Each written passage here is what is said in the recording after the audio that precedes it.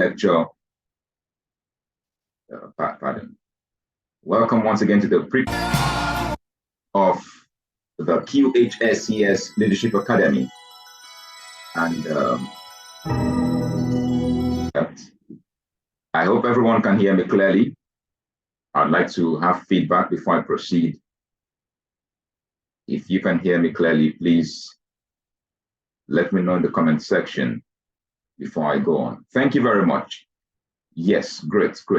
Welcome everybody. Welcome, distinguished ladies and gentlemen, to the pre-convocation lecture of the QHSES Leadership Academy. And this is the pre-convocation lecture, like I've said. The convocation proper will be taking place on the 26th of August this month, 2023. And very interesting to note that this year's convocation will see about 250 participants to be turned out as graduates come the 26th of August. That's a massive improvement from about 94 graduates last year at the first convocation ceremonies of this academy. And before I go any further, let me tell you what the QHSES Leadership Academy stands for, just in case you are here for the first time or you are coming across this for the first time.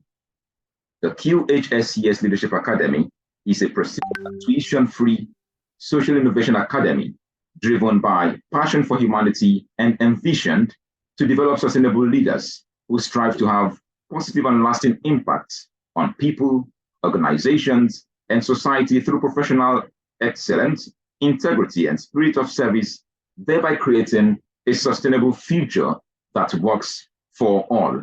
I would like to reiterate the fact that the Academy is a prestigious and tuition-free social innovation academy.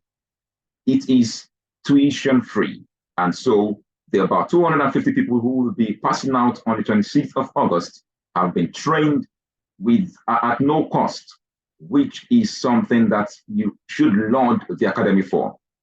And in case you do not know, the QHSES Leadership Academy, the QHSES is an acronym for Quality, Health, Safety, Environment, and Sustainability. Quality, Health, Safety, Environment, Sustainability. That is what QHSES stands for. Once again, you're welcome to the pre-convocation lecture of the QHSES Leadership Academy 2023. I am your host. This evening, I am Samuel Ojo. I am a broadcaster on radio. I'm a corporate host. I'm a saxophonist, and I am a voiceover artist. I'm a voiceover talent. And this evening, I will be your program moderator. But we will kick off this evening by honoring our nation, by honoring our land. And so we will take the national anthem. We will take the national anthem right about now.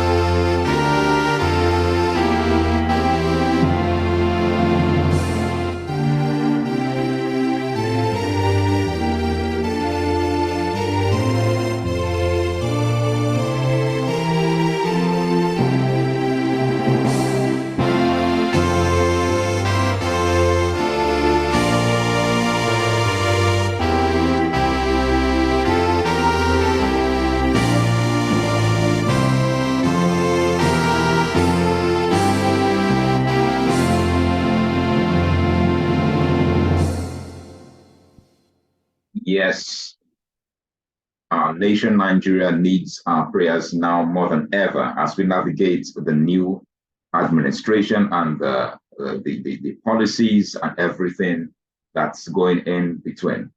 That was the national anthem of the giant of Africa. Whether you believe it or not, Nigeria is the giant of Africa. And very quickly, we'll be moving on to the sustainability moment. This is a custom, this is a tradition for the QHSES Leadership Academy.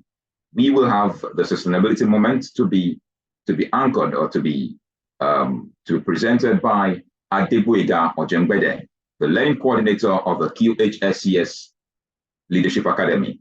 Is Adegboyega ready? Hello, good evening, everyone.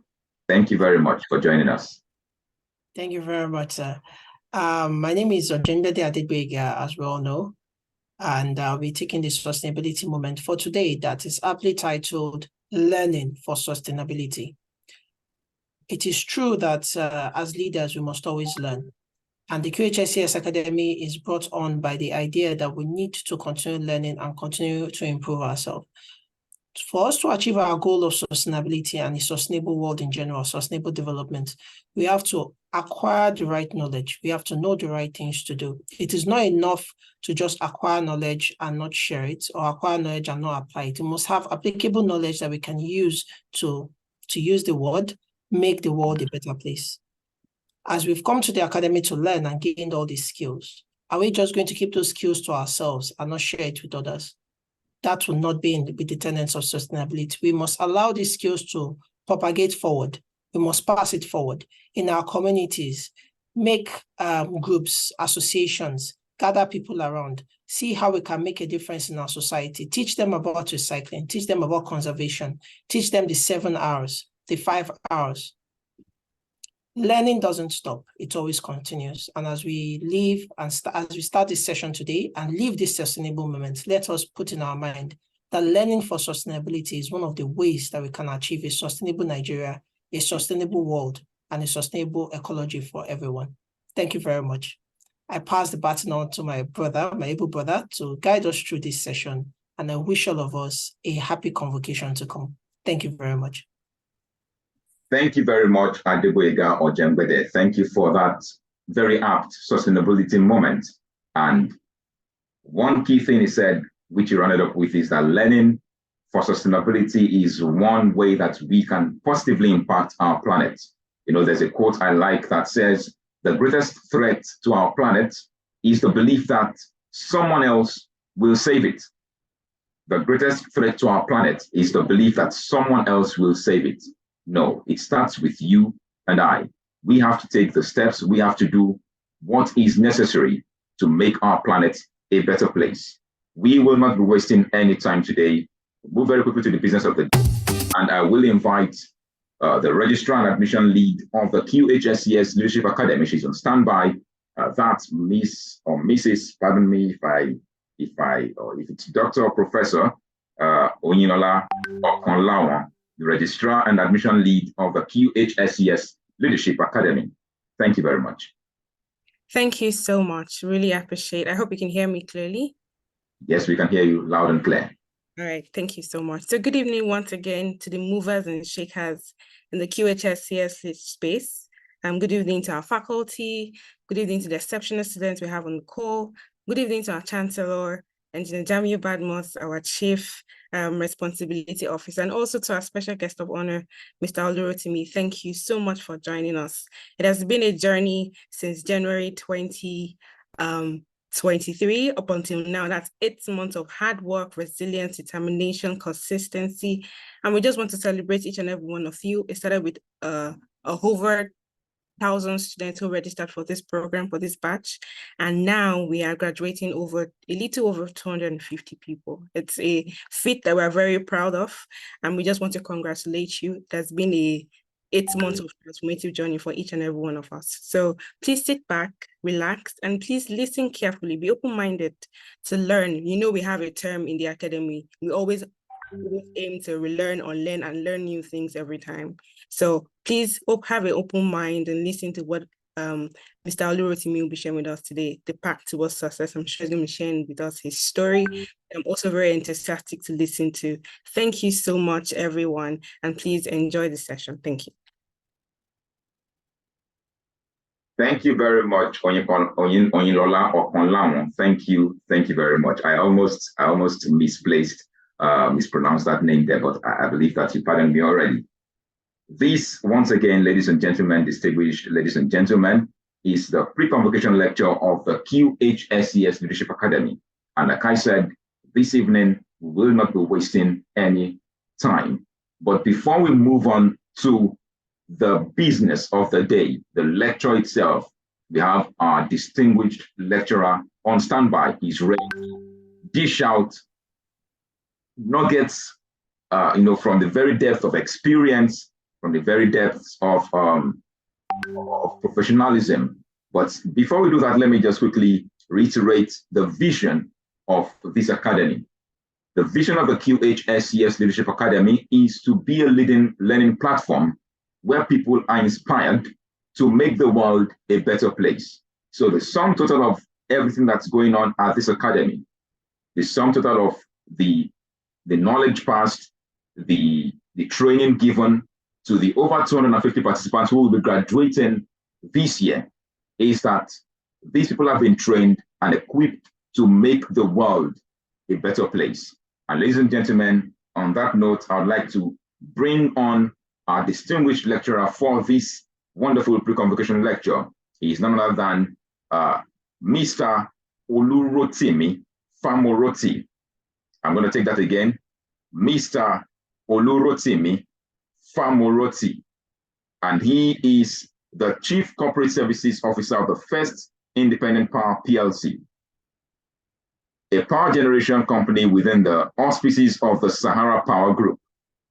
Before I go on to telling you much about this wonderful man who is our guest lecturer for today, I will just quickly show you. Happy day, happy day, happy to see Sahara. We so alive. I'm gonna take that again for those of us who did not get that message. Let me see if I can load it back up to play. Okay. Happy day, happy day, happy to see Sahara. We so alive. Yes, that is the what I call the theme song for the Sahara Group. And ladies and gentlemen, our guest lecturer for today is none other than Mr. Olutimi Famoroti, the Chief Corporate Services Officer of First Independent Power PLC, the power generation company within the auspices of the Sahara Power Group, located across four strategic locations within Rivers State, south region of Nigeria, with its head office situated at Trans Amadi Industrial Layout, Port Harcourt. And these four strategic locations are Trans Amadi, Omoku, Afam, and Eleme in Port Harcourt, Rivers State. Mr. Olurotim is a consummate, result-oriented professional and business leader with a successful track record of achievement across diverse industries in Korean logistics, aviation, oil and gas, and power, with specific expertise in B2B, that's business-to-business stakeholder relationship management, and a good ability to influence external stakeholders. He can visualize success and identify unconventional yet highly effective strategies for achieving that success. He has skillfully balanced organizational objectives and productive relationships, strategizing and recommending ways in which to achieve and maintain a competitive business edge. His problem-solving, relationship management, and communication skills have supported his professional growth over the decades. He's also passionate about team building and teamwork, and he has experienced varying degrees of success with various teams in a career spanning over 2 decades. His work experience spanning over 2 decades commenced with DHL International Nigeria Limited, a former Korean logistics company, where he cut his professional teeth as a frontline credit and sales management professional before moving over to Virgin Nigeria as a sales manager, where he turned around poor-performing routes such as Douala, Cameroon, Libreville, Gabon, Cotonou, Benin, and championed new service fare offerings of missionary and student fares.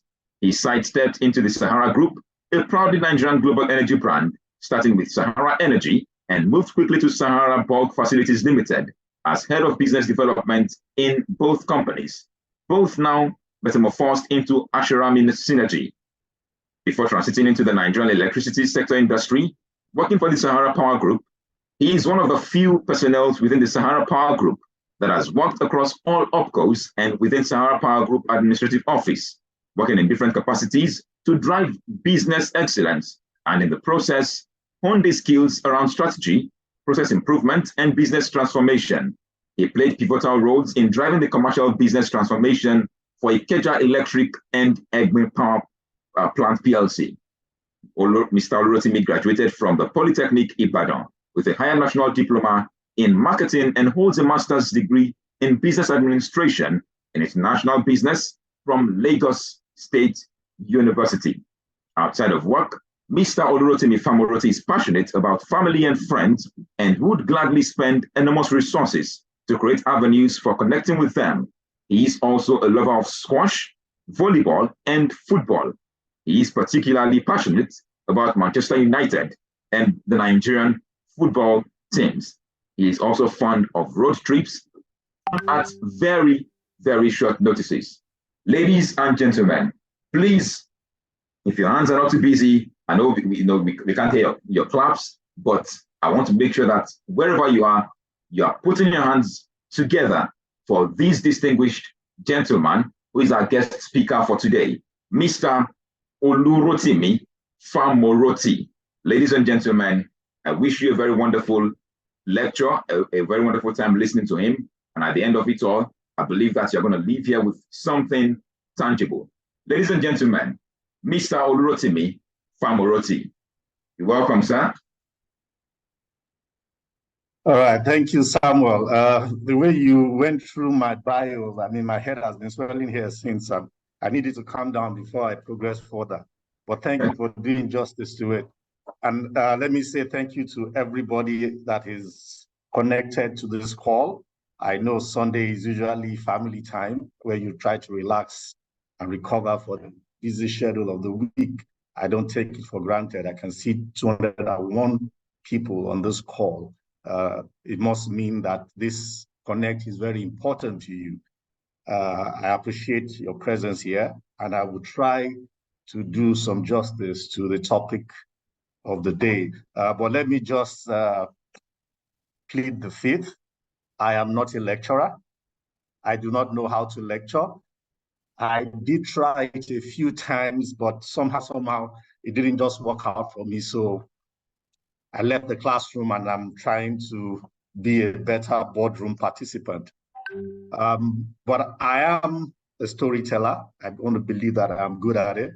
And I will try to tell you my story and also share with you my experience. And hopefully, some of you will be motivated by it.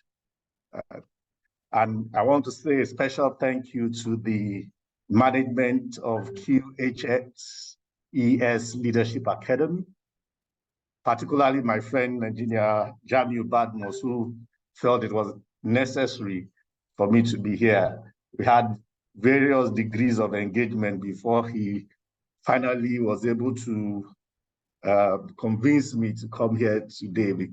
But I appreciate your faith and belief in what I have to offer today. I will try to do justice to this pre-convocation lecture. I believe I can share my screen.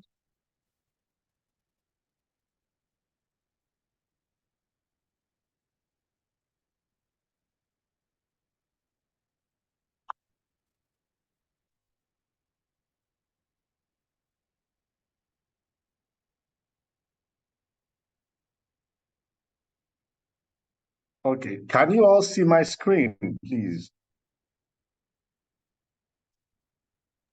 Yes, sir, we can. Okay. Incidentally, I can no longer see the chat group. And I was trying to make this as conversational and as engaging as possible. So I guess the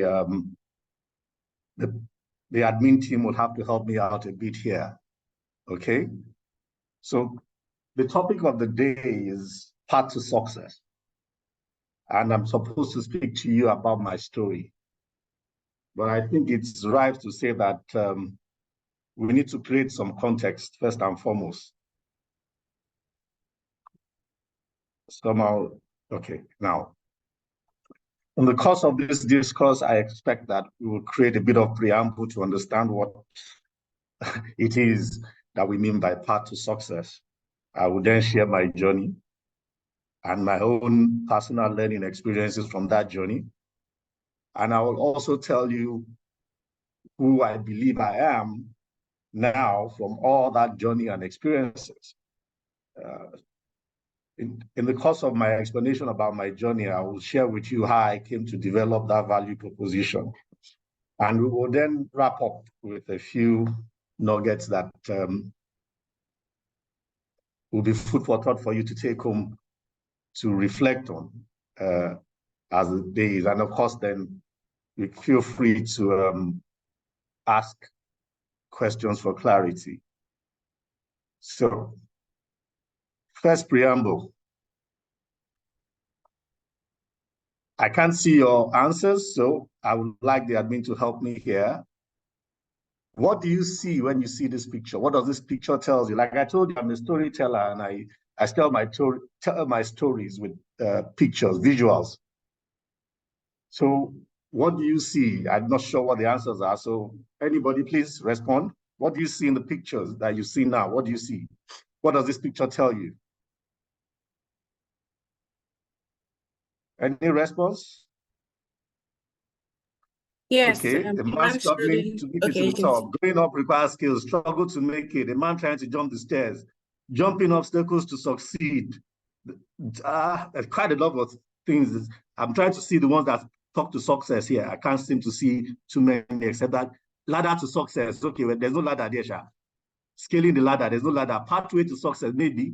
Jump and move. Okay, fantastic. Well, it's important that at least we have a perception to what we think this picture tells us. Yeah, and it really doesn't matter what we think it tells us. It's what we believe it is that really matters. And yeah, you're right. It might be a path to success, and it actually might just be a path to failure. But you know, the beauty about it is that failure itself is a path to success. And we'll come to realize that in the course of this discourse. Now, most people think that success is an easy, straight journey, much to the left-hand side of this presentation as on your screen. But for those who have really had to want to live their dream, and of course, weather the storm to actualize their dream, they will tell you that it is anything but straight. And in reality, it is closer to the right-hand side of this presentation. That said, does this picture depict success to you? Please feel free to respond. Remember, I said I'm going to try and make this as conversational as possible, even while giving the presentation. If you say yes and no, please say why. Because that's the interesting part of it. If this picture depicts success to you, please tell us why.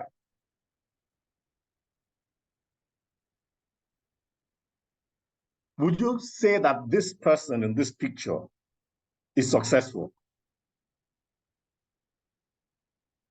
Is this person, this is an elementary school teacher, is she successful?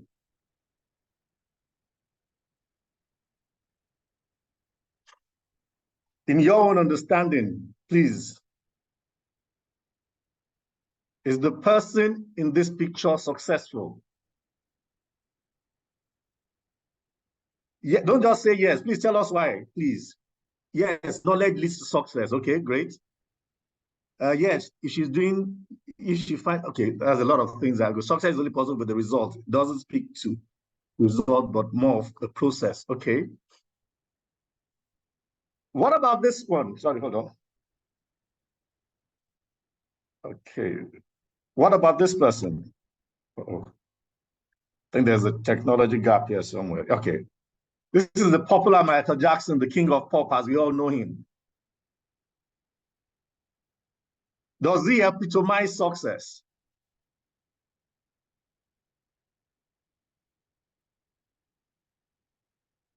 And please, again, tell us why. Don't just say yes.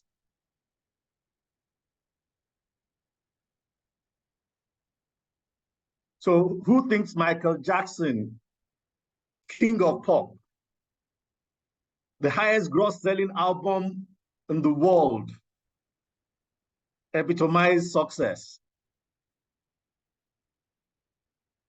Yes, he climbed the peak of his career. Interesting.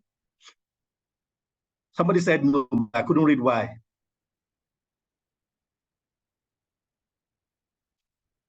Okay, let's try somebody else again, yeah?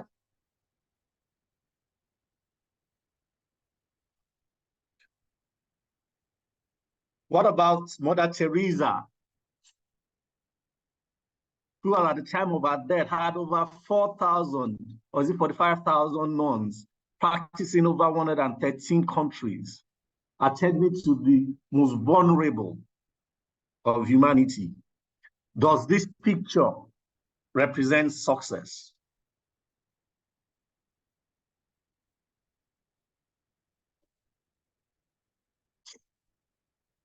No, success is measured against set goals. Well, who defines those goals? Is it the world or is it you?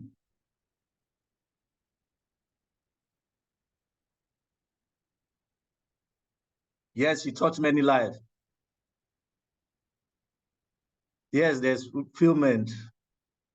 Okay.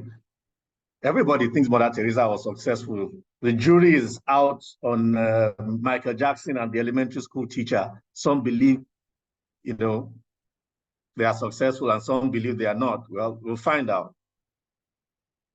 Now, this is Donald Trump. Would you say Donald Trump was successful? I deliberately chose very, very, very controversial characters. You can see I didn't put Dangote there. I didn't put Femi Otedola or Bill Gates.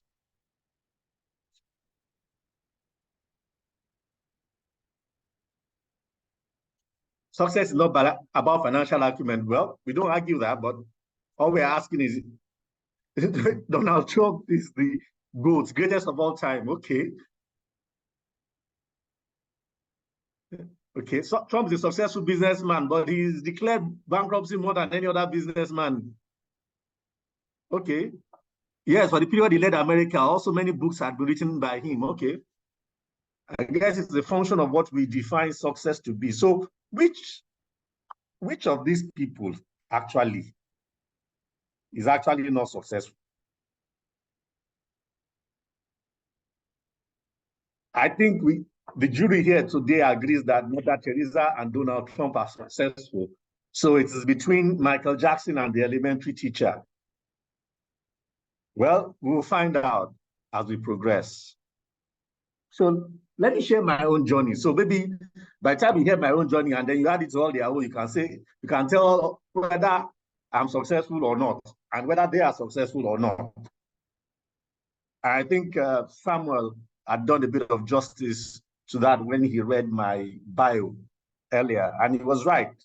Though, to be honest, I think I started working the moment I left secondary school.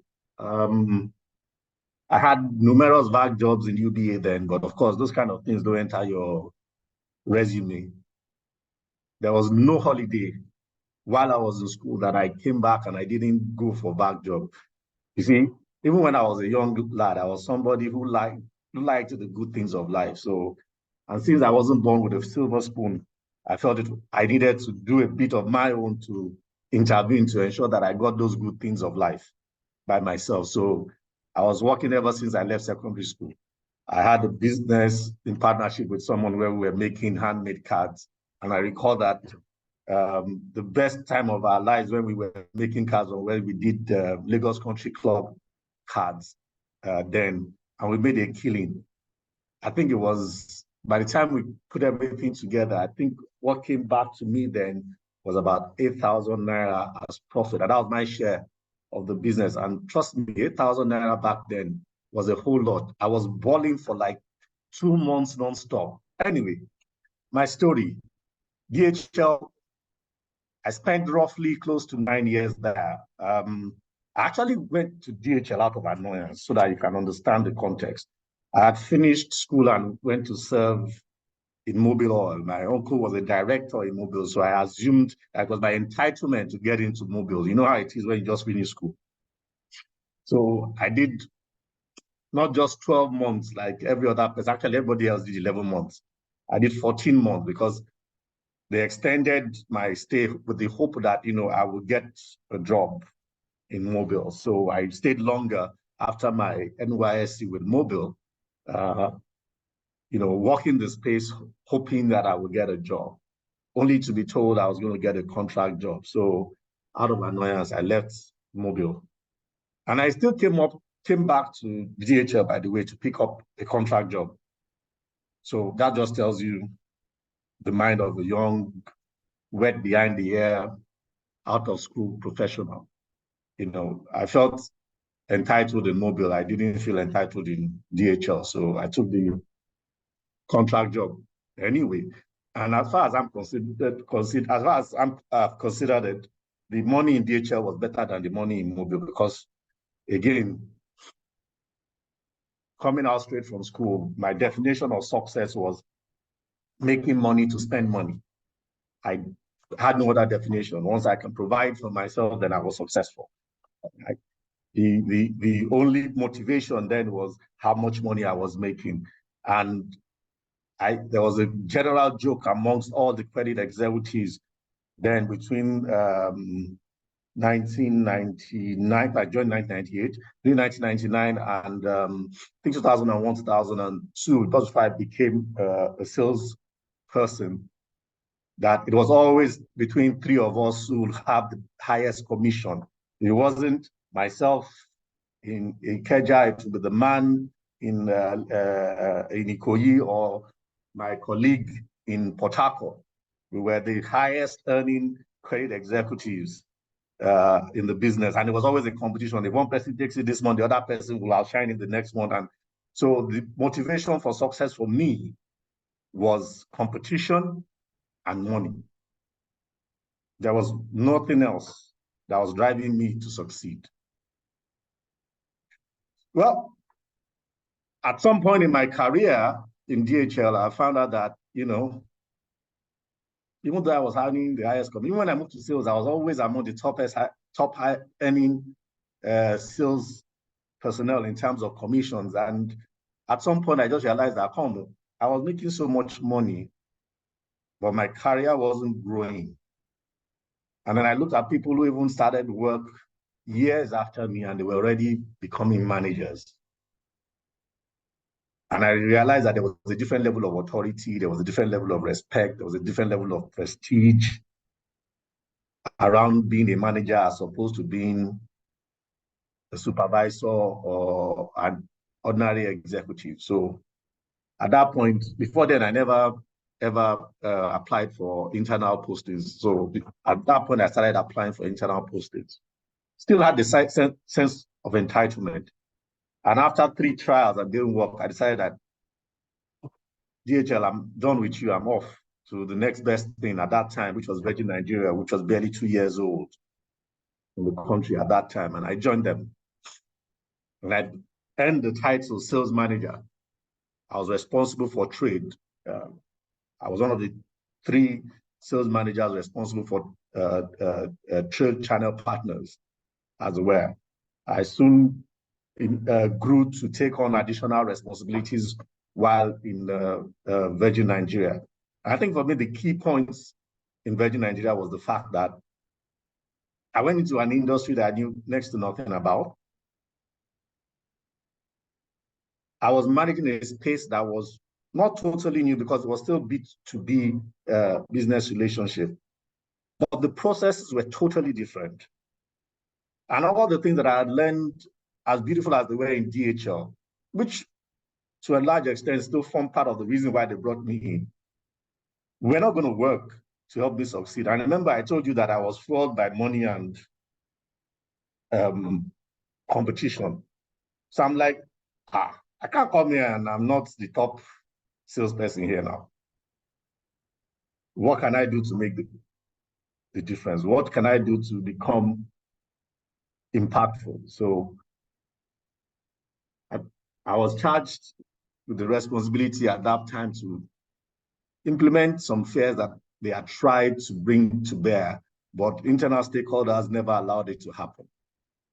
And there's one thing about me, and those of you who've ever worked with me, you know that once I'm really excited about something, I don't know how people say no. My own is yes. And I went about it and I made sure that it happened within 6 months.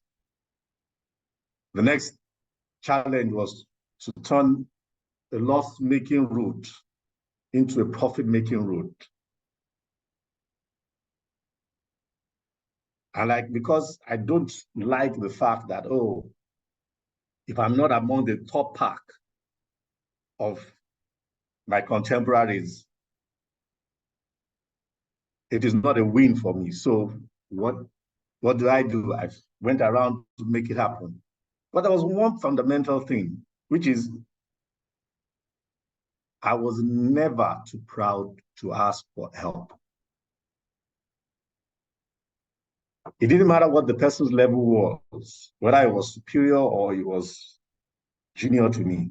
If I felt you were the person who could help me deliver on the target and the objective that I had in front of me at that time, I will come to you.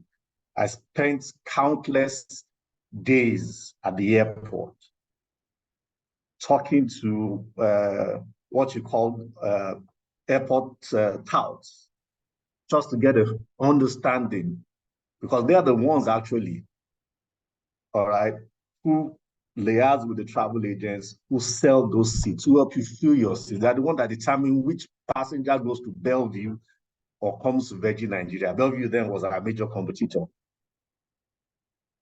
And somewhere along the line, things went south in Virgin, and I was like, okay, enough is enough. It's time to move. Remember, still fueled by money and competition. So I came into the Sahara family. Please bear with me here. I deliberately broke the Sahara years into 3 separate years because I work for 3 entities within the group itself. Yes, I'm still part of the Sahara family so that we don't get it twisted yet. But I had a very short stint in the trading arm. I was like a fish out of water there. So, in fact, to be honest, I was going to be sacked for non-performance. And just so that I'm clear, I hope everybody is still hearing me. Yes, sir. Okay. Yes, I believe everybody's still hearing you, sir. But please permit me to quickly make this announcement. I totally forgot to do this before you started. Please, as many people as have questions, please note your questions. Don't put them in the chat at the moment. Note your questions until our guest speaker is done with his presentation, so that your questions will not be lost in the chat. Thank you very much, sir. Please, you may go on. All right, thank you. All right. Like I said, I was actually going to be sacked. I mean, my confirmation was delayed and was extended.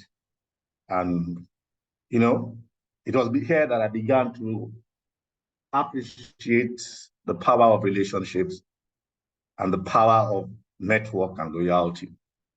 And for some reason, just before the decision was going to be taken, some of the directors met some chance encounter with people who vouched for my professional conduct and my business acumen, and then they gave me another chance and they moved me to another subsidiary. I guess that's the beauty of working in a group, because if it was not a group, I'm not sure where they would have moved me to. And then we went and started doing the work there, you know, and I think we did a lot of fantastic job there, because during those 4 years, we had the highest rate of expansions across all our storage facilities within that business. So that fine building, that big tank you see in MMA, right? I facilitated all the approvals and necessary framework for us to get those things done. Same thing with the BAFOR. And we did things that we had never done before. We were begging NPA for 5 hectares of land in Ogogoro. By the time I was leaving to join the Nigerian electricity sector industry, we had over 121 hectares of land spread across both Lagos and Onne for future growth and expansion. Beyond that, we had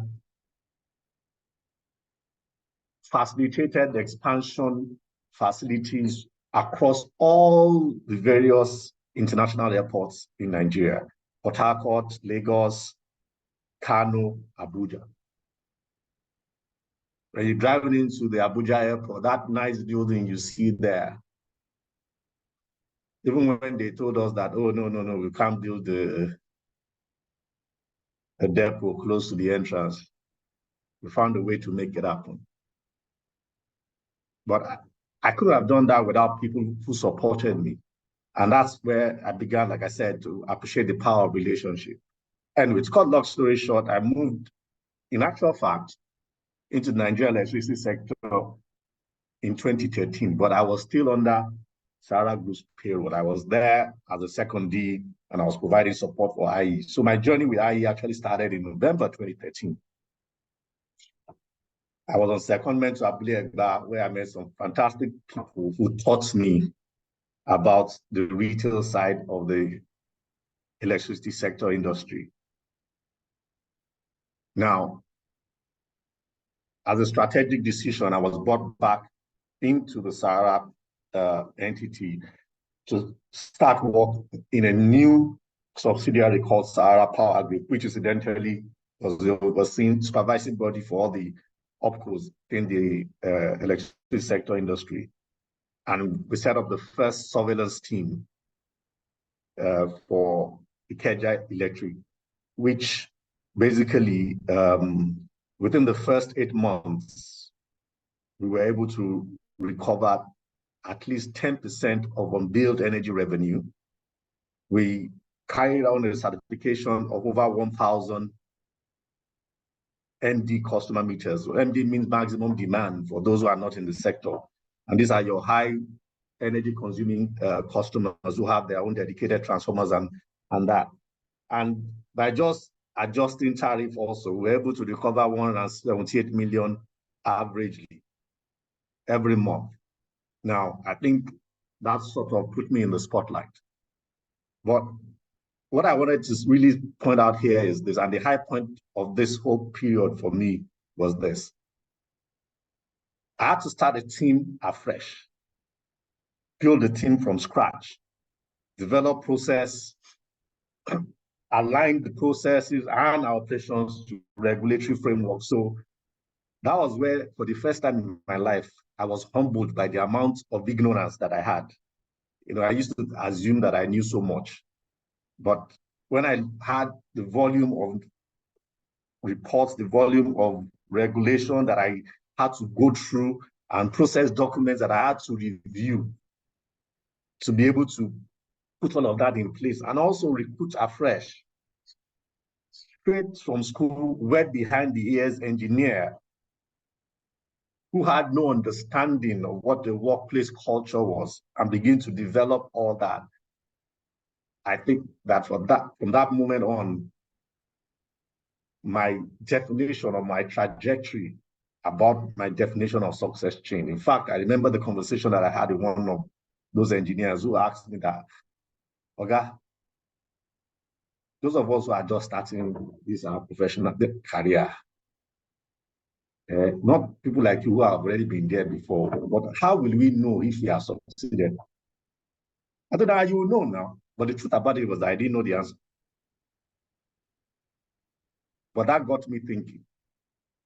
And that was the first time that I realized that success has to be more than about me. Success has to be about how much impact I've been able to make in others. So for the first time in my life, I developed my value proposition that I've never done. And so you can look at the trajectory. I think it's around 2015 or something. Then we were doing the AMI project, 2015, 2016, can't remember. But that was also when the current CEO, who then became, who was then Chief Commercial Officer, was, had begun his transformational agenda. And I was like, okay, how do we move this? But anyway, it was just natural that I transited from there, having supported IE all this while, to head the department which I had provided support for. And that was the vigilance department. And I also remembered when I got in there, and even while I was still an external consultant at SPG, and I was helping to provide supervisory oversight, and I was asking them, okay, so what is your objective? They told me their objective is to make money for the business. I said, I thought that was the ESR's work.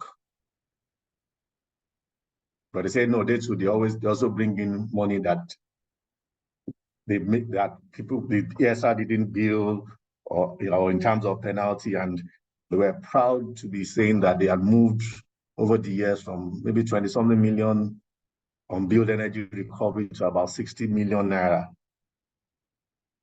And I said, okay. When I looked at that against the on build energy, it was less than 1%. So I said, okay, first and foremost, let's even make 1%. So I told them straight off from the first day.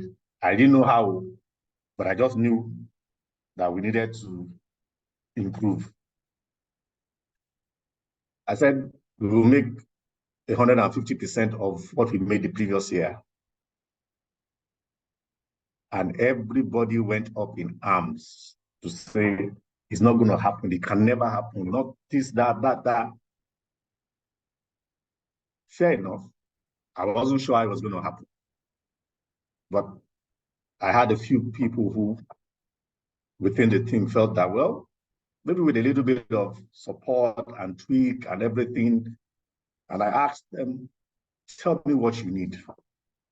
And they gave me a laundry list, but we didn't achieve the laundry list, but we gave them something that was sufficient enough. So we moved from 160 million to 150 million in the first year. And by the second year, while I was leaving them, we were close over 300 million of unbuilt energy recovery. But that was not that's for me is not even the high point of restructuring and building a culture of success within the team.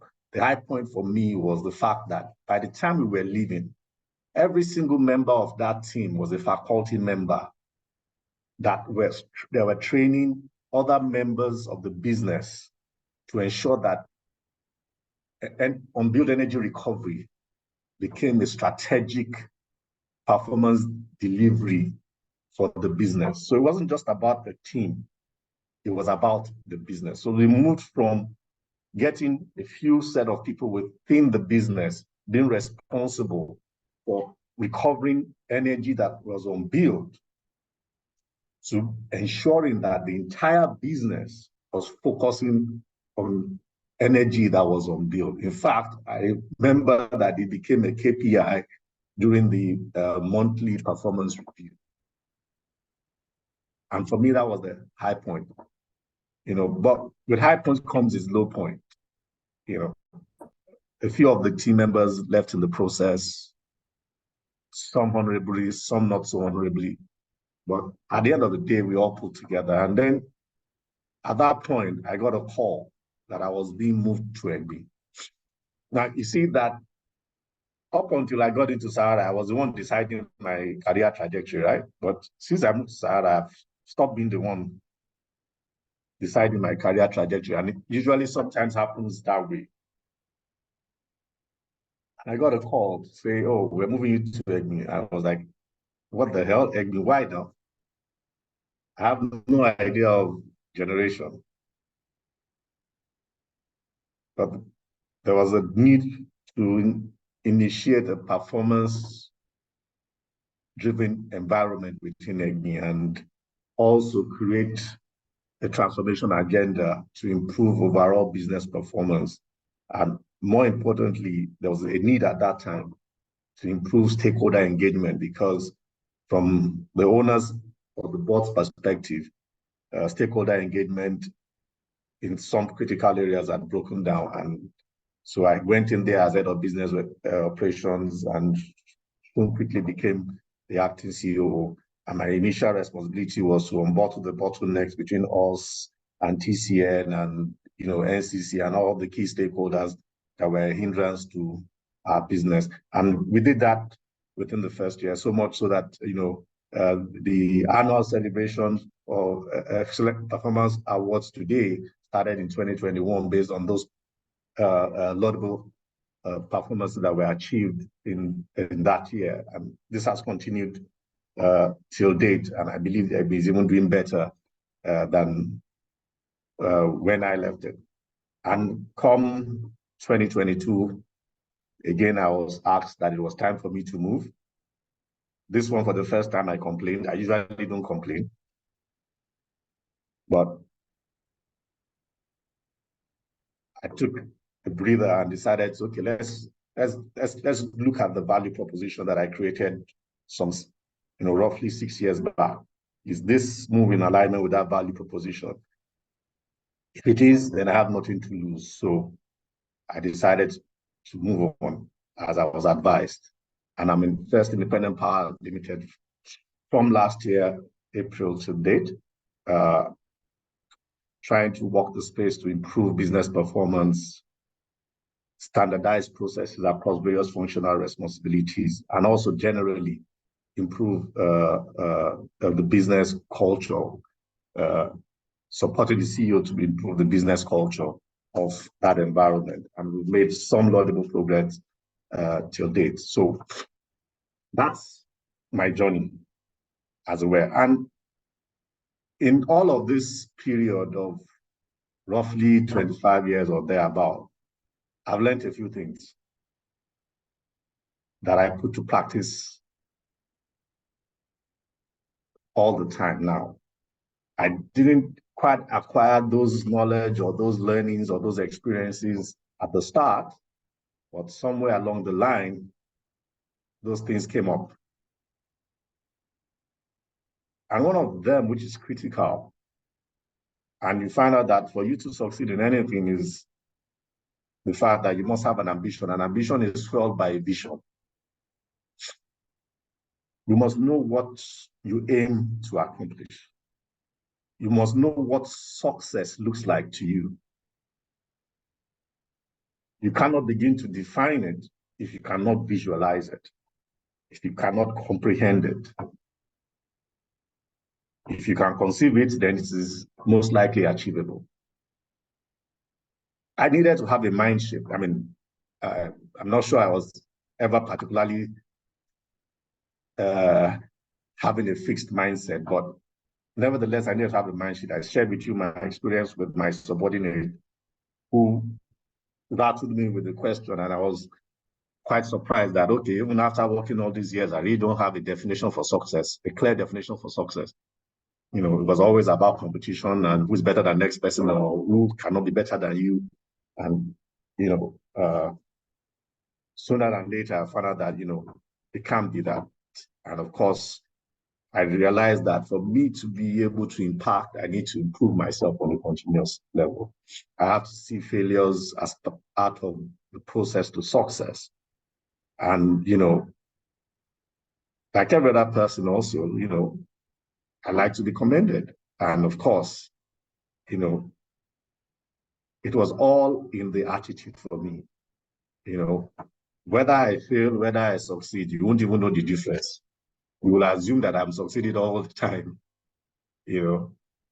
And there's also something that is important to know during my journey that I missed and I didn't tell you. Now, all the time between my space in Sahara, I only got promoted once, even though I took on several responsibilities. So between the time I joined, SERL to the time I left SPG in 2017,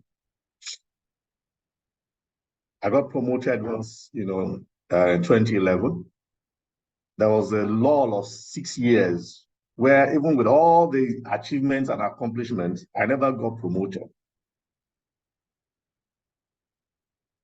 But I can almost align the change in my mindset to the period where the promotions began to flow. And within a span of 3 years, I've been promoted every year. Now, it's not even the promotion that's the issue. It is the fact that the promotion gives you a bigger responsibility to be able to impact in a larger scale. And that's the greatest advantage of those promotions. There was something I was always used to, and for all those who know me know that, you cannot come back. You cannot come to me asking for help and I won't be able to at least give you some form of help. And I was always going to give freely of my time, give freely of my knowledge, give freely of my resources to try and help a team member succeed. I will also criticize you objectively if I think you're going the wrong way, but I mean, I would always be there to help, to make a positive impact for the business and for somebody else. And within that space of, the last 7-8 years was when I really understood the concept of leadership. Prior to now, it was all about promotions and positions, but once I had a clear definition around what success was, it became easier to understand that you can't succeed without being a leader. You can't succeed for yourself. And leadership is not by position. It's about influence. It's about how you inspire people, how you empower people, how you're able to help them transform from what they were into what they could be or should be. I learned failures, quite a lot of it. But I also learned that failing is good once you can learn from it. The worst kind of failure is the one that you can't pinpoint what went wrong, how it went wrong, and what you need to do better. I learned loyalty. It was a key moment for me. At some point, I was already working out of the business, and between my encounter with my subordinate who tried to help me define what success meant, and the fact that we had just begun the transformation process in IE then, and of course the then chief commercial officer, who is this current CEO, asked me, just give me 1 year. If after 1 year you're not satisfied with our accomplishments, you can go. So I stayed and worked with her, and she didn't have to ask me to stay again. By that time, I was sold on the transformation journey, as the case is. So, I mean, when you show loyalty to people, they will in turn to show loyalty to you. You can't even begin to define or say you want to succeed if you cannot solve problems. The whole concept about succeeding is about solving problems along the way to get to your goals. And once you're unable to solve that problem, it's most likely that you've not succeeded in that particular space. So you need to keep going until you're able to solve the problem. Take your lessons learned, do your after action review, take your lessons learned, and then implement your recommendations. There's just once you failed at it before, you already know one way not to do it. So you can't get worse because you just keep getting better. Yes, I learned patience, especially during the time when I felt that my work was not being appreciated. But the one beauty about it, like I said, is that I came to work 100% every day for those 6 years. It didn't matter. If other people heard the story, they were surprised that, are you sure that, but the evidence are there, and there are people still in the system today. And I would run like, you know, the business was all I had for those periods, and even till today. And indeed, because the truth about it is that the success we make out of the business has impact on everybody that is a stakeholder in the business, your community, your vendors, your regulators, your colleagues. So imagine how many people are influenced or impacted by the success that you have been able to define and actualize for the business. Well, I think I've always been courageous, yeah? But I learned a little bit more about it in my professional journey. And, you know, I totally agree with Billy Graham that courage is contagious. You know, and the one picture that comes to mind every time I like to use this particular presentations picture a lot. And the one picture that comes to mind every time I use it is that young man in the Ubuntu video where it was raining and there was a log of wood and nobody bothered or cared to do anything. And there was no greater display of courage and responsibility that I visualized more than that particular, you know, video of that young man who clearly lacked the capacity to move the humongous log of wood, but nevertheless believed that all he needed to do was to be there and show up, and others will catch the bug, and they did. And you know, we can't take away the God factor. And this is a very popular prayer that is my mother's. For a long time, I never really understood it until later in my professional career, and I realized that, you know what, there will be some things that I cannot change. There will be things that I must change. And you always have to pray for the wisdom to know the difference. Incidentally, there are things that I do or I've been doing all my life that I still do even till now.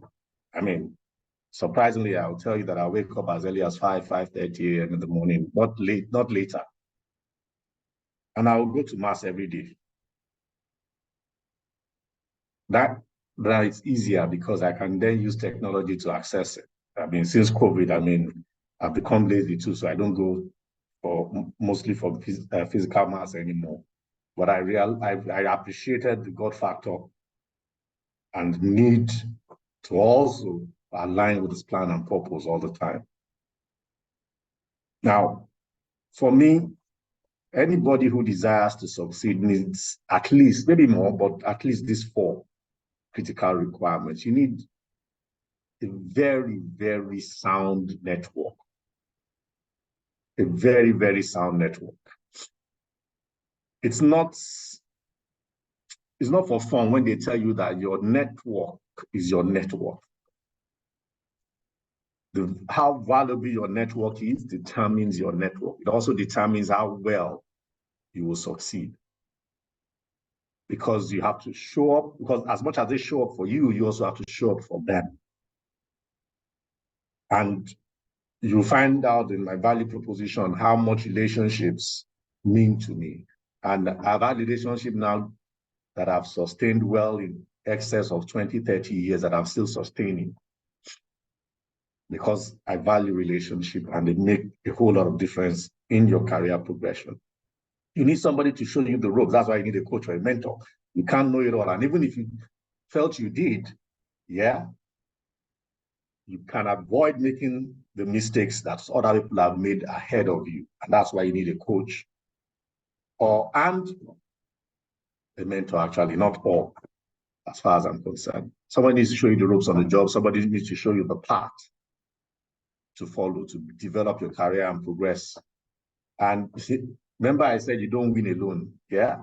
And success is all about winning. So you need a winning team. I didn't say a quality team. I didn't say a strong team.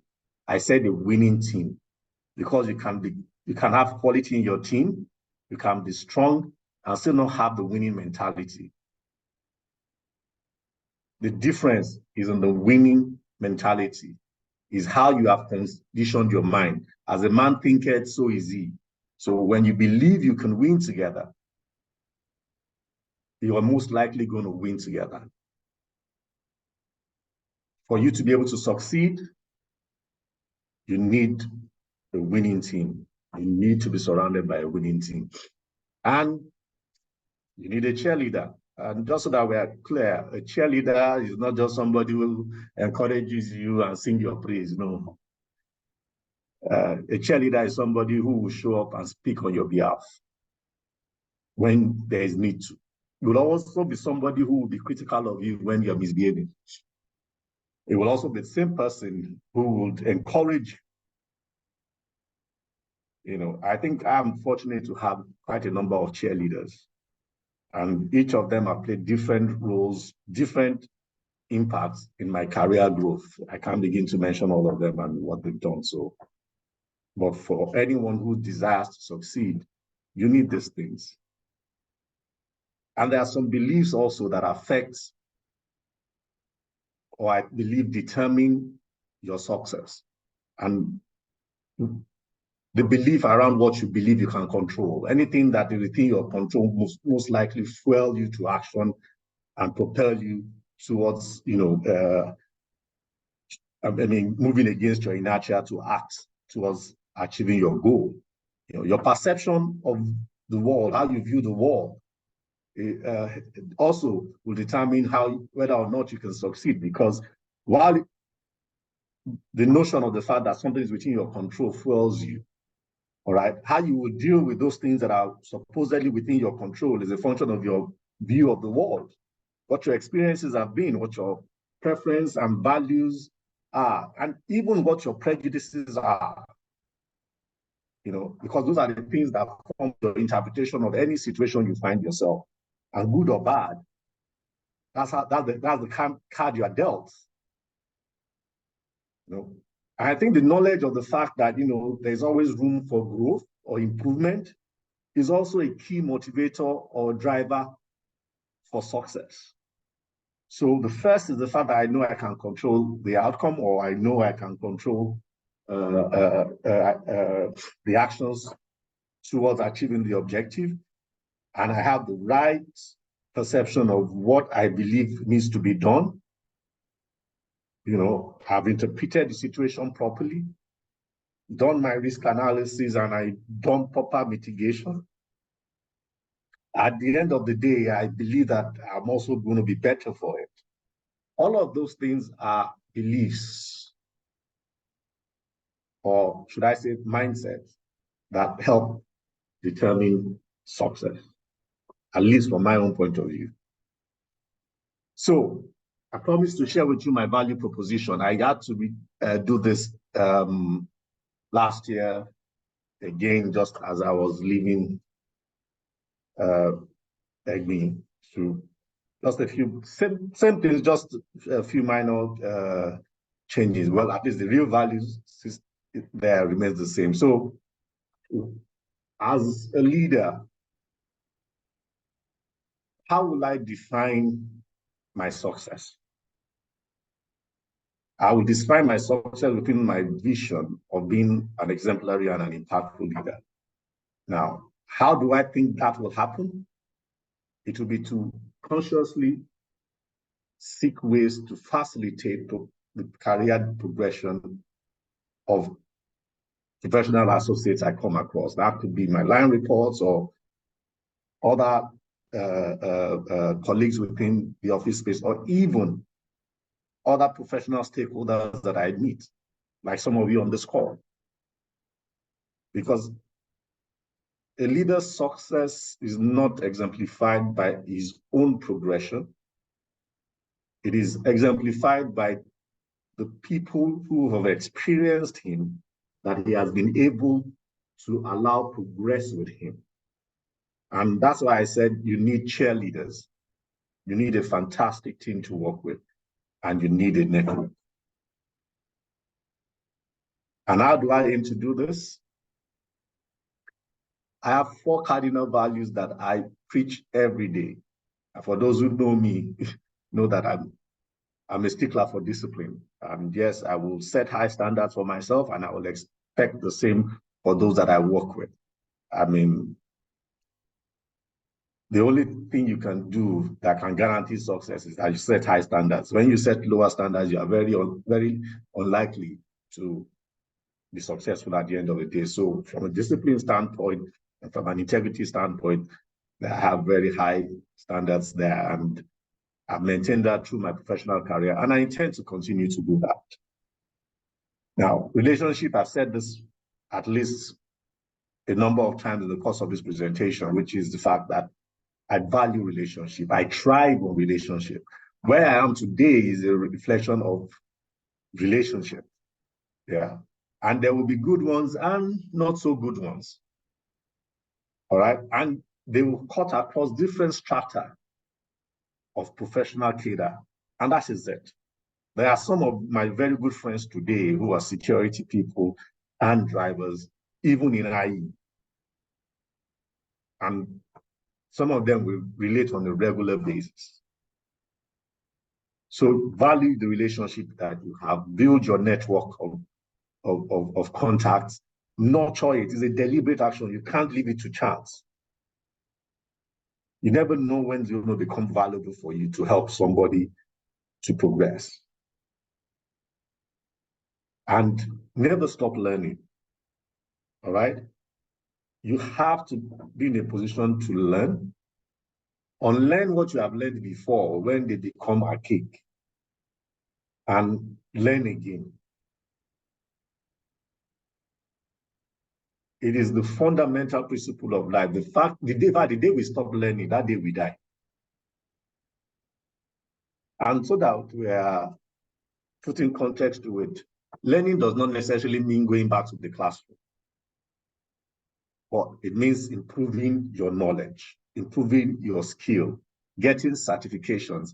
And that's why I want to say congratulations to all the graduates on this call, and for those of them who will be graduating next week, that you've taken your time to acquire new knowledge. And I'm sure that that knowledge will be valuable to you. As I close, I've taken time to highlight a few definitions of what success should be. I deliberately didn't choose very fanciful description. I guess the only one that was straightforward was the dictionary definition. We call it a noun, the favorable desired outcome of attempts or endeavors. But there's one that particularly by the extreme right, which is what's the secret of success? Right decision. How do you make right decision? Experience. How do you get experience? Wrong decisions.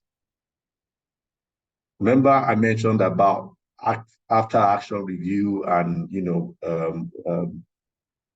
lessons learned. That's the way to go. That's how to drive successful outcomes. Because you will not always get it right the first time. Maybe a few times, yes. So you must be willing to accept the fact that you can fail at the first attempt. But what you must never accept is the fact that you will continue to fail. And if you are one of those on this call who still haven't gotten it right in terms of your definition of success, don't worry. Remember, I told you that I didn't get it right from the get-go, and I had been in a career spanning over a decade already. To each man his own. Everybody is running different races, but in this same life, so we don't necessarily have to get there at the same time. And to close, success is born out of ambition. It is propelled by knowledge, skills. Let me add relationship into that. It's not here, but let me add relationship into it. It's propelled by knowledge, skills, and your network. But it is fueled ultimately by ambition, and that's your vision. If you don't have it, you have not even begun. Now, it doesn't really matter what your definition of success is, or what that ambition is. Remember that the real path to success is the pursuit of wisdom and ultimately the pursuit of happiness. So remember always to live your dream. I hope I have been able to make justice to this pre-convocation conversation. Like I said, I'm not a lecturer, so this is not a lecture. Over to you, Samuel Ojo. I would be grateful to answer any questions at this moment. Wow, wow, wow. What can we say but to say that that was an excellent presentation from our guest speaker today, Mr. Olurotimi Famoroti. And I'm sure if you look in the comment section, in the chat section, you'd see encomiums, praises, and appreciation being showered down on our guest speaker. You know, you started off by saying you're not a lecturer. He said he's not a lecturer, but I think there's some disagreement in the chat section because I can see what's going on there, that you have fantastically delivered this presentation. And I'm sure that every single person on this meeting, this pre-convocation lecture, has gained something valuable. Thank you very much, Mr. Olurotimi Famoroti. I'm not in any capacity to review this lecture that has been delivered by an erudite professional like yourself. But for the sake of some persons in the comment on the call who might have missed a thing or two, or who didn't get the full details of the lecture, I'll just do a quick recap. You know, Mr. Famoroti started off by saying that failure itself is a path to success. And throughout his journey, throughout the account of his journey he gave everyone on the call in his lecture, that was practically exemplified. That when you achieve, or when you encounter a stumbling block, you don't see it as the final stop. Use it as a tool, learn your lessons, and make the next right decision. He says motivation for success for him was competition and money at the onset of his career. You know, you need to find your own motivation for success. Whatever your motivation is, he says, make sure that you have a vision for success. That's the very starting point, because your vision fuels your ambition. You know, he also made mention of the fact that success has to be more about impacting others more than what you achieve for yourself. So you need to be conscious of the impact you're making on the people around you, the people you come in contact with, which speaks volumes about his emphasis on your network, relationships. You need to build it. You need to cultivate it. You need to be active and not passive about your relationships and your networks. He says you must have the right mindset. You must be able to solve problems. And he highlighted 4 critical requirements for success. You must have a very solid network. Once again, network. You know, your network is your net worth. It's not just a saying, it's a fact. You need to have a coach and a mentor. That's what he said. Someone who can show you the ropes, someone who has gone ahead before you and can tell you what to do, how to do it, when to do it, and how to go about it. He says you need a winning team. And I think I'm going to take Mr. Famoroti up on this particular point, because in the graphic illustration he presented, what I saw there was Manchester City. But when I was delivering his bio, I saw that he's a fan of Manchester United. So I don't want to think he went for Manchester City because... You can imagine how much that pains me to put it out there. But I mean, the truth is the truth, yeah? I mean, they are the best team in the world right now. Yeah, well, so he says you need to have a winning team. And fourth, but not the least, you need to have a cheerleader. And he made a very important point about the cheerleader. You shouldn't just be someone who smiles at you, who says you are doing it right. Even when you are doing it wrong, you should have somebody who can call you to order, who can nudge you in the right direction. That is the true definition of a cheerleader. We just cannot say, we cannot say anything other than thank you to our guest speaker for today, Mr. Olumoroti, pardon, Famoroti. I will not be held liable for misrepresentation of anybody. Mr. Olurotimi Famoroti. Thank you very much, sir. I have a few questions for you in the question and answer section. And please, if you have questions for our guest speaker, kindly drop them in the Q&A section. It's open. I have some questions here. This one is from Oyedot Moyeleke. He says, yes, sir, you indeed had quite a journey from different organizations, especially your time at Sahara Group. And he says he's sure you must have encountered corporate politics and situations that challenged your morale and integrity. He wants to ask, how did you navigate those challenges that posed threats to you? That's the first part of his question. And the second part is, how would you suggest that young persons, I guess what it means by young persons are people who are just cutting their teeth in career. Would you suggest that young persons go with the flow or leave when it is not convenient? So his two questions are, how did you navigate those challenges that posed threats to you? Would you suggest young persons go with the flow or leave when it's not convenient? I don't know which you would prefer, sir. Should I give out all the questions or you answer them one at a time? Okay, sorry, I wasn't taking note of that one. So maybe let me answer this, then you can go through the others. Okay. I'll take the note. Okay, so first let me say this. Politics is a part of life. There's politics in each person's family. And I will say this so that we are clear. It's the degree of the politicking and your level of involvement that differs. Now, if you can survive politics in your family, there's really no reason why you can't survive politics anywhere else. It's just discernment. You need to know what is playing out, why it is playing out, and where to position yourself. But I always say something though, when it becomes toxic and it becomes something that is totally against your own personal belief and self-worth, I think it might be time for you to make a different call. Because you must be able to do things that you can live with. All right. Now, who you align with or how you align, nobody can teach you that now. Because nobody is in that situation. You are the one that is in the situation, and you must pay attention and study the situation. And does that mean you will not make mistake? No. You can make mistake. And you might even get, the flag for that mistake. But what is unacceptable is that you keep making mistakes in that kind of political environment. You've already established that it's a political environment.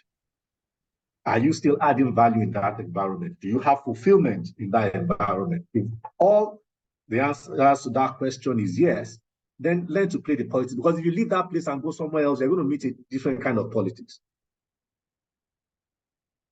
So politics is everywhere. There's politics in church. So I'm not sure there's anywhere you want to run to that does not have politics play out. But once you have an understanding of the kind of political play that is going on within the environment where you operate, and you are able to, provide some form of navigation for yourself that does not compromise you and helps you to deliver on your objective, then you're home and dry, because that's something that you're going to need to operate everywhere you go. And yes, I have had my own share of politics, and that's normal. And in some cases, I got my hand burnt, and in some cases, I came out on top.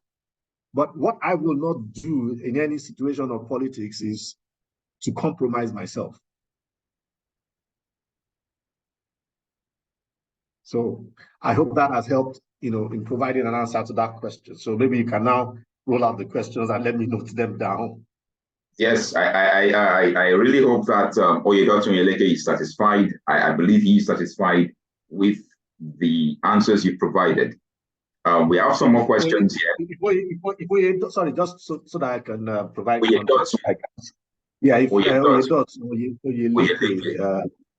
would like to share more and still seeks further guidance, I shared my email earlier. All right.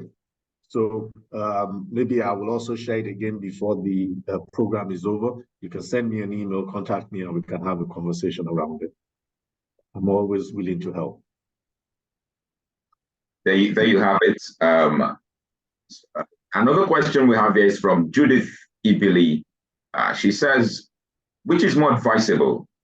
Is it to set many small and easily achievable goals, or set one unrealistic goal? I really don't think you should set an unrealistic goal to start with, but I'll leave that to our guest speaker to thrash out.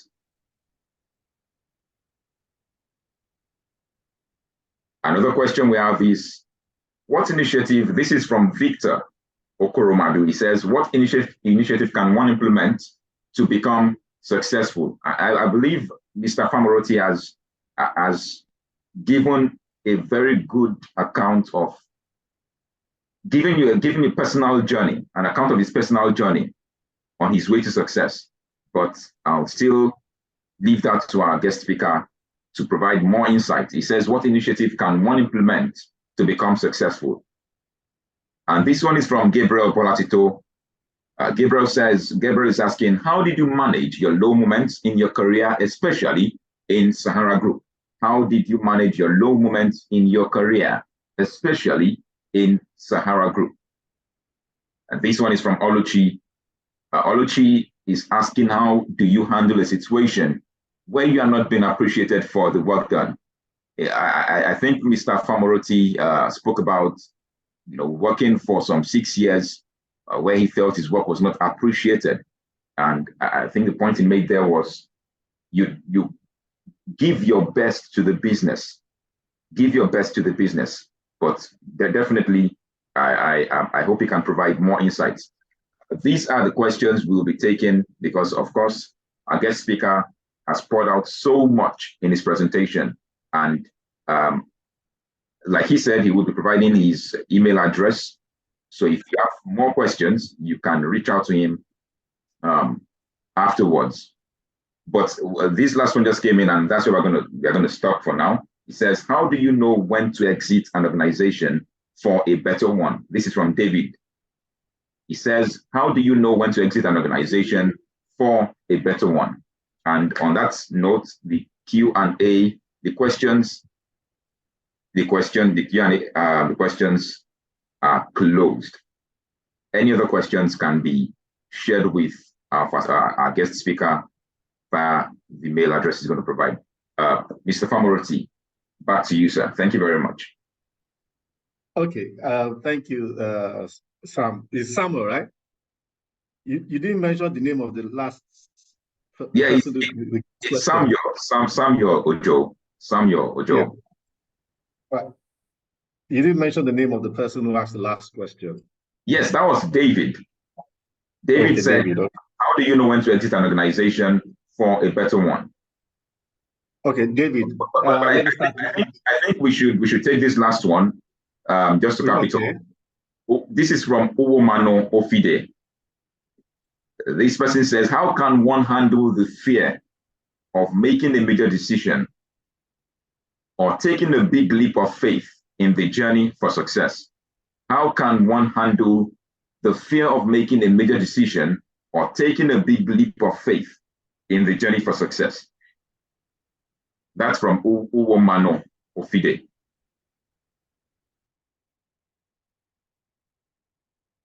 Okay, let me start with David because I kind of find that a bit interesting. I think the first question is that there is no better organization.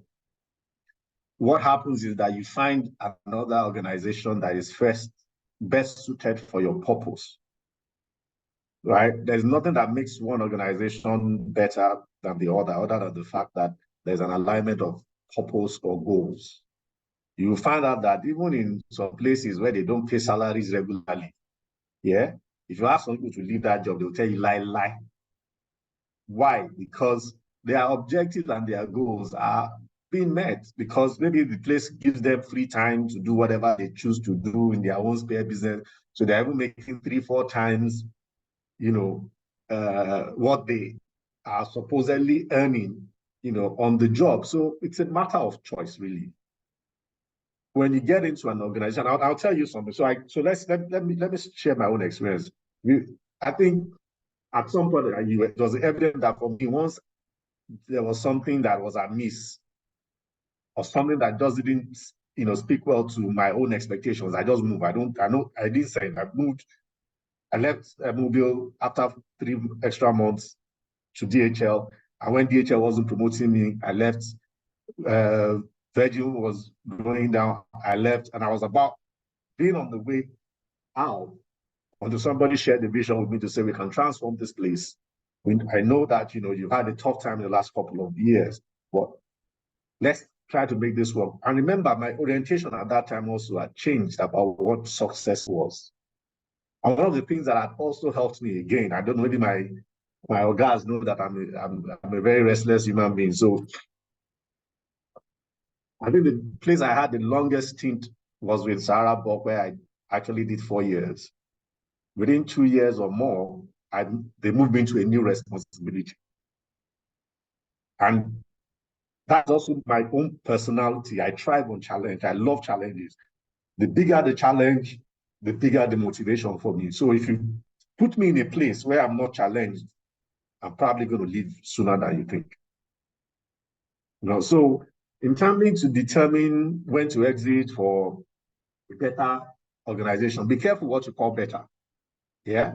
But before you move to any organization, what I'm just going to tell you is do your homework, find out what the organization's real values are, not the one they put on the website, the real values. If you have insider information, let them provide it for you. Because once you move, it is then too late. All right? Because you can put all the glossy things on the website, but in the real practice, in the office space, might be a totally different thing. And I know it's a bit difficult to say this, especially for somebody whose initial motivation was money and competition. All right, please don't move for money. I beg you. If you're going to move, at least know there's something else in addition to that money. And of course, go for a pay rise, but don't just go for that pay rise. There must be something else. And one of the things that probably has made me stay this long within the group also is because not only do I get new challenges almost 2 or 2 years plus, those new challenges are an opportunity for learning and growth for me. And remember, once I defined what success was, it became inevitable that the more I was taking up these challenges and I was growing, the more I can influence other people's growth. And so for me, that was a real a critical moment to determine when to stay or when not to. All right. So, Judith, which is more advisable, to set small, achievable goals or one unrealistic goals? First things first, whether short or long, don't set unrealistic goals. Yeah? Even the concept around setting goals require you to have realistic goals. Remember, it's smart. I think the general concept is smart, but in fact, I've learned recently that it's now smarty. The I after the T is inspirational. So you just don't set goals that are specific, measurable, actionable, realistic, and time-bound, but they also need to inspire. If you set a goal that is too easy and does not inspire you, you will soon get frustrated. You have to set goals that challenge you. And maybe not everybody will be like me, who likes and thrives challenges. Yeah? But the truth about it also is this: life is all about challenges and how we navigate those challenges. And it's how effectively we navigate those challenges that determine just how successful we will be. And let's put it in context, yeah? Success is what you've defined it to be.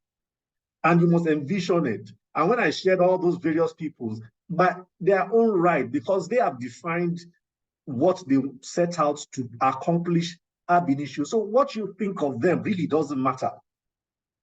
Whether it's Michael Jackson, Mother Teresa, Donald Trump, or, or anybody, right? It really doesn't matter. Once they have achieved the objectives that they have set for themselves, and it is visible that it has impacted positively, then they are successful. So I would advise that in every objective or goal that you want to set for yourself, you have both long-term and short-term. Yeah? And your short-term are supposed to align with your long-term, but they must be realistic. They must meet that standard of SMART that I talked about. Specific, measurable, actionable, realistic, time-bound, and inspirational. It is now important that it becomes inspirational, because if it does not inspire you, then you can be doing it and succeeding at it, but then you can also become frustrated. So that's my own advice.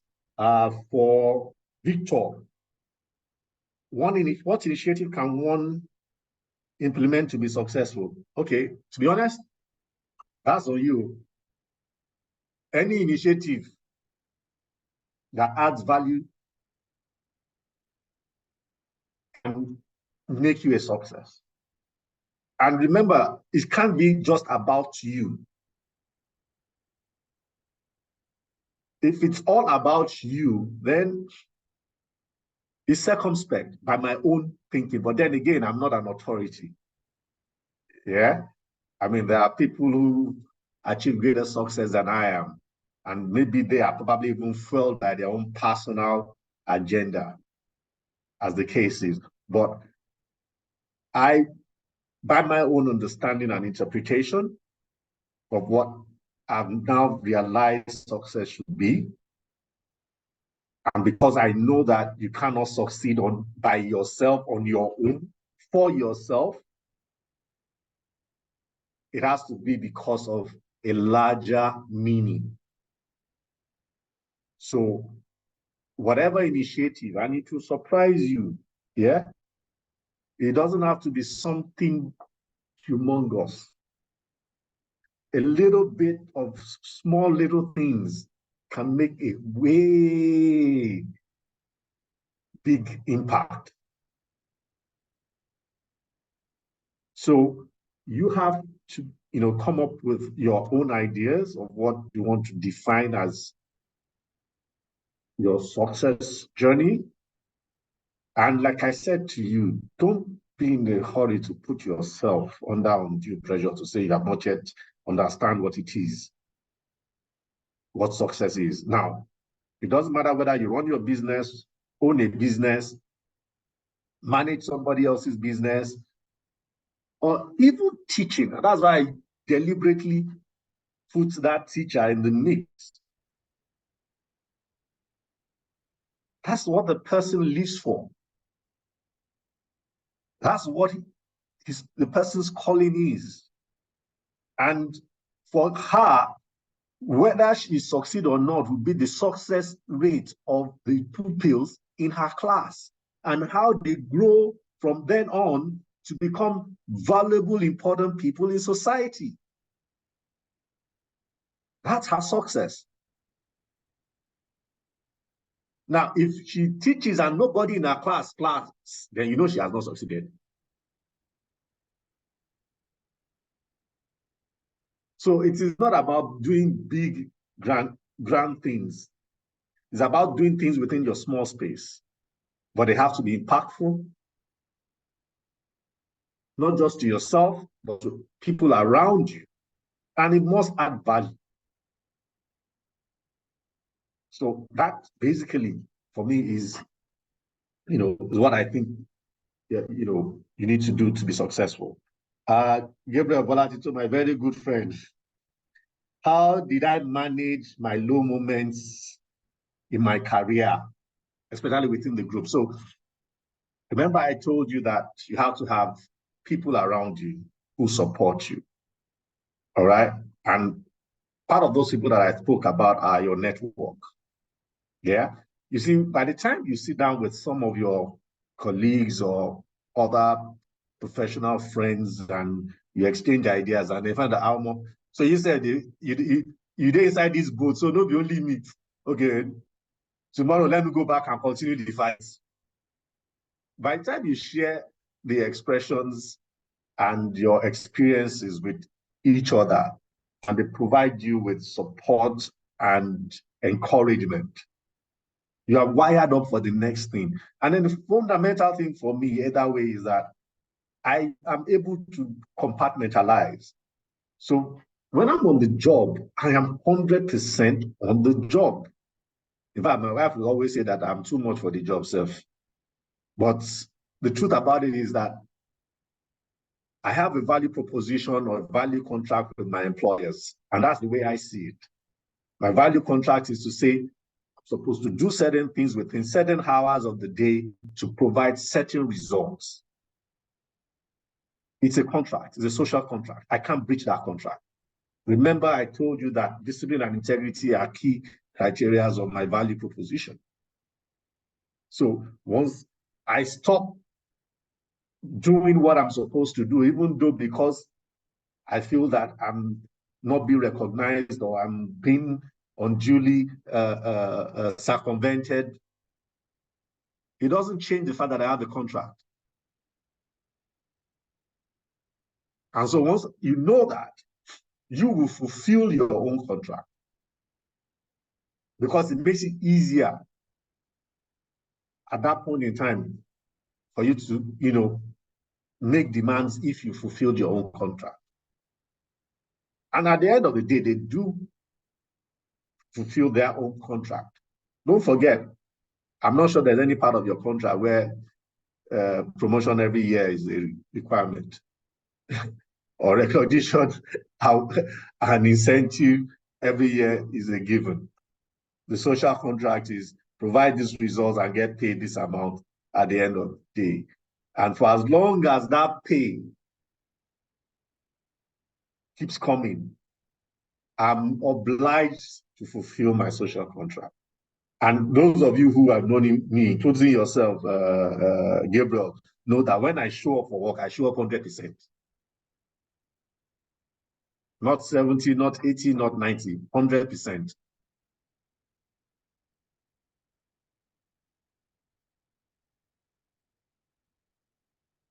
Oluchi, well, I think it's similar to what Gabriel asked. How do you handle lack of appreciation? Look, there's nobody else that can appreciate you better than you. That's number one. The second thing is, what are the things that you value the most? As in, what is your definition of success? If your success definition is validation or recognition from your superiors, then that might be a problem. That's where you have a distinct conflict between your own objective, especially if you don't get that from them.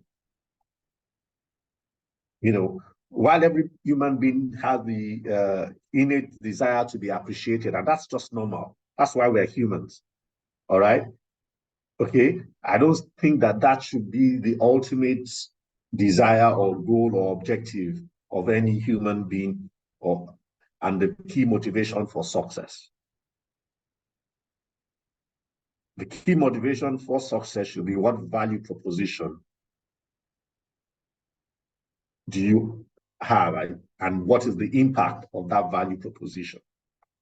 And remember, I told you my own experience, which was money and competition. So among my peers, who's making the most money? What's the next level of career progression? And of course, you guys see each other, you compare notes, and this guy don't pass me. So what's the next level I need to go? I told you that I moved from DHL, not that anybody forced me out or anything. And I was one of the top earning sales executive there. I could have needed my time. There are guys whom I trained when they came into sales who are now country managers and regional managers also in DHL. So, but at that point in time, I was just like, this man don't become manager or assistant manager. Me, I'm still out there. I need to move. That was my motivation. But once that changed also, it opened up a total, and I think maybe God was just preparing me with all that whole 6 years of non-recognition also, because it was that whole period of, it was within that period that the transformation happened. And I had a totally different orientation about what success should be and what value proposition is. You know, and from then on, my career has, you know, moved extremely rapid. So you need to first and foremost get away from that position where you feel that you're not valued because you're not valuable because you are not being valued or appreciated by your superiors or your managers or what have you. You need to look at what you bring to the table. Does it add value to the business? Does it add value to the team? Are you meeting your personal KPI and helping the team to meet theirs? Once you're able to do that, then you should have the feeling of self-worth, that you bring value to the table and that you are valuable, and nobody can take that away from you. And the important thing also is that don't let that dampen you from continuing to add value and bring value to yourself and to your team members. Because trust me, for a brief moment in my career, I've been there. And that's why I talk about having good cheerleaders and good network who encourage me to stick it out. And obviously, let me understand, like the grass is always greener on the other side anyway. It's when you get there that you realize that it's not real grass, it is synthetic. You know? So it's important that you come to that realization and that consciousness and all that. And again, you know, if you have a coach or a mentor, please talk to them. That's why they're there. That's what they're meant to help you do. Look, don't navigate this whole, and I tell you in all honesty also, I mean, I was always a big fan of all that, coach and mentor and all that. But at some point in my career, I realized that, wow, I wish I had done this much earlier. But then again, it's never too late, and it's still adding the value. So, you know, so if you don't have one, I advise that you get one. That person will help you navigate this space that you are in and all that. And it's right to feel unappreciated if people are not appreciating you, but it is not right to feel that you do not have value. Because your value is not commensurate to the level of appreciation shown by anybody. And that's the important thing that I would like Oluchi to, you know, to take home with her. Ofide.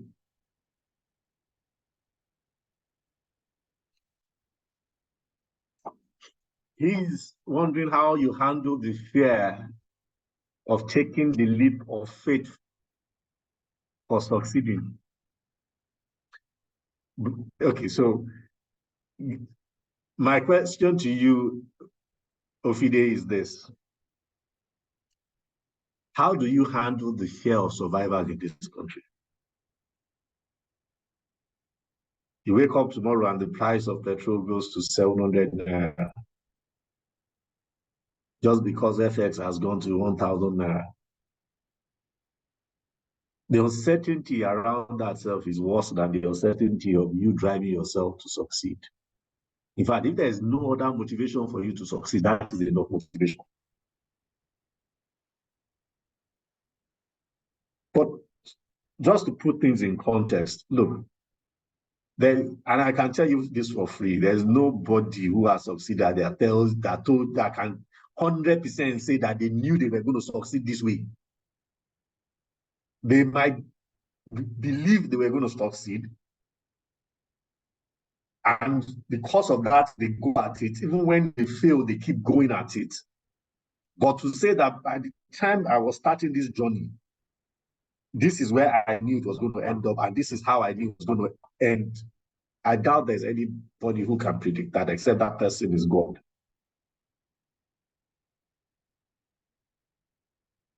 The fundamental thing you need to do is first, at least know what you want to do and what your value proposition is. When you know what and why you are doing it, don't worry, the how will figure itself out. By the time you try A and A doesn't work, you do B and B doesn't work, you know you cannot do A and B again. You can do A, B together.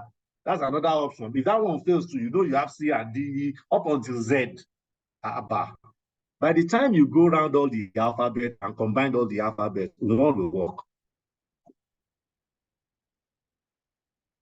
Just don't give up on your dream. Don't give up your ideals. And just know that failure is a path to success. So the fact that you didn't get it right the first time is not an excuse. I told you in my first 6 months in Sahara, I was going to be fired for non-performance.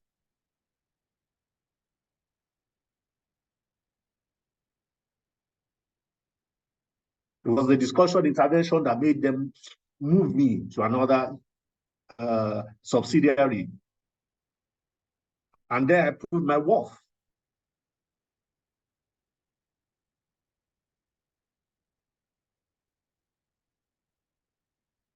So please never be afraid. Once you are clear in your mind what you need to do, what your definition of success is, and your motive for doing it is altruistic and not just about you. And even if it's about you, guy, go for it.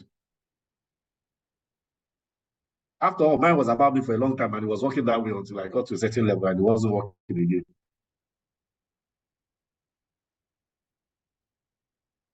So I don't think that there's anybody that can tell you how to handle the fear. You just have to be convinced and be prepared. And that's why when you saw that ladder of success that I showed earlier, you know, it tells you point blank, you know, that you have to have an ambition. Yeah. I hope you guys are seeing my screen, right? Yes, we can see your screen, sir. We can see your screen. For you, Ophidia. So the starting point is for you to have a clear goal, an ambition, what drives you, what motivates you, why it is a motivator in the first place. Even if you don't know what you need to do to actualize it, begin to gather the knowledge and engage other people. And at some point in time, trust me, especially if you have somebody who is a coach or a mentor, they will help you navigate this same fear that you are talking about. You know, even I am still learning how to be a better leader and have greater impact. So you never stop evolving and you never stop learning. And like I said, because of my presentation, the day you stop learning is the day that you die. You simply cease to exist. I mean, not that you die physically, but you are totally irrelevant even to yourself. Again, live your dream. So this is my email address. I said I was going to share it again. So in case you didn't catch it before, please ask the email address. Samuel, over to you. Thank you very much, sir. Thank you very much. The email address is famoroti@gmail.com. And once again, Mr. Rotimi has done due justice to the topic path to success. And I believe that all questions that have been asked have received sufficient and satisfactory answers. So I want to really apologize to Chia Diozem, who asked the question in the question and answer, but I strongly believe that a question has been answered in the course of the other answers preferred to the other questions. So thank you very much from everyone at QHSES Leadership Academy. Thank you very much, Mr. Olurotimi Famoroti, our guest speaker for this pre-convocation lecture. We are very much grateful and we thank you for your time, and we say we want to let you go. Have a wonderful rest of the day.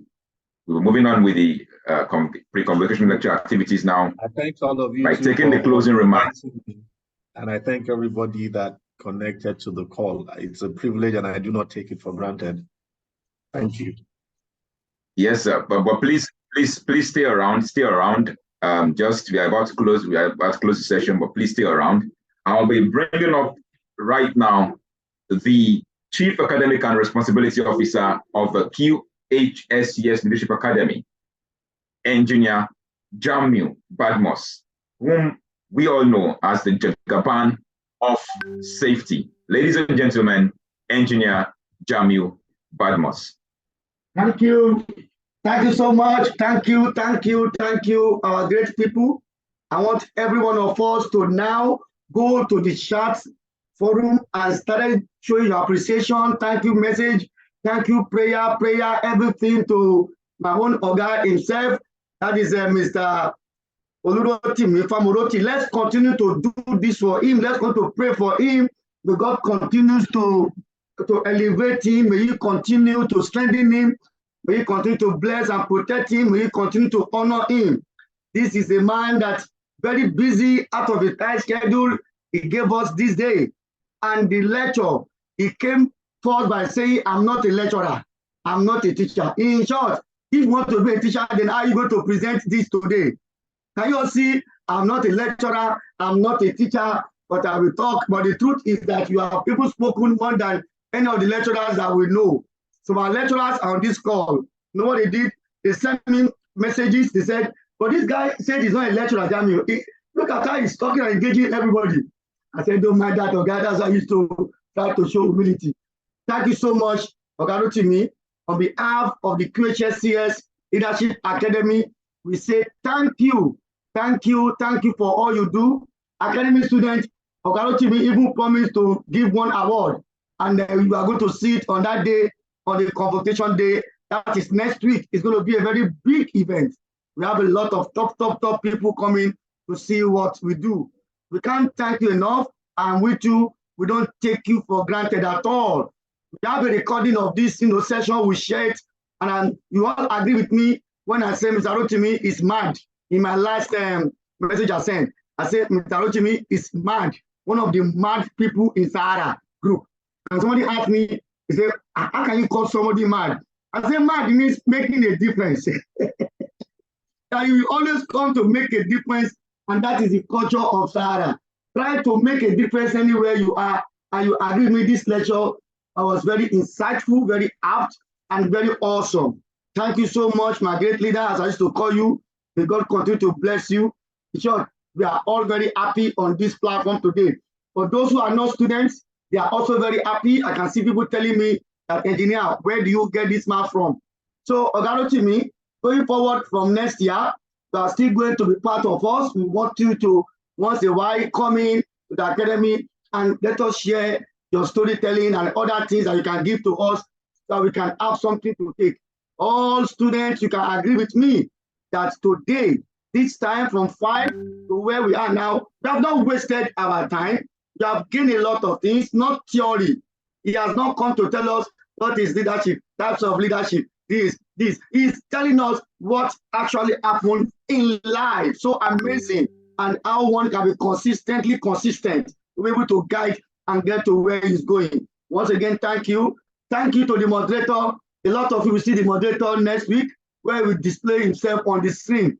This is a man that's a radio presenter, and I know him when he was a student of Unilag. Then they used to interview me, and I love them that you are Unilag students. Let's go to work. Until we now meet again after many years. And I said, you are going to anchor our program. I will not going to give you money. He said, sir, I can never take money from you. You've done a lot for us. Let's come and do. So thank you so much, Big Samuel. Big Sam, as I used to call him. God bless you. To my academy leadership, Oyi Loma, Oyi Mama, Okwe, thank you so much. And of course, Adegboyega, good job. David, fantastic. I love you. And Damilola, great job. Despite your children trying to disturb you, you are always focused on the academy.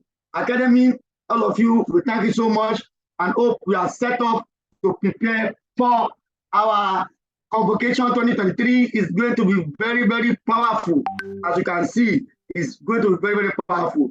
All things being equal, for all those who are visually impaired on this call, I have a very beautiful message for you from Sahara. Guess what the message is? All of us on that day will be provided with a cane, the guide cane, the latest one, original one, and we also provided with what we call a digital recorder. Courtesy Mr. Kola Additional Sake, MFR, FNSC. They have already paid for it to the people that are distributed. Give it to all of them on behalf of Sahara. So thank you so much, all our Sahara leaders, including Ogado TV's our leader there. We thank everybody. You see, this is what, you see, making a difference. This is what it means. Making a difference in people's lives. See a whole that, let me talk so much. Let's meet on the convocation day. And you see a lot of display. Look, you have not seen the award for Folake Shueto. You see it on that day now. It's so amazing. All the leaders, they are just one kind. You see the one for Lotimi. That is how they are making a difference. They are mad people.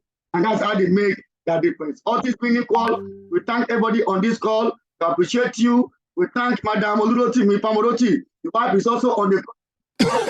See you. Don't talk too much. See you on that day. Go. Okay. So, thank you very much. Thank you so much. Thank you. Thank you so much.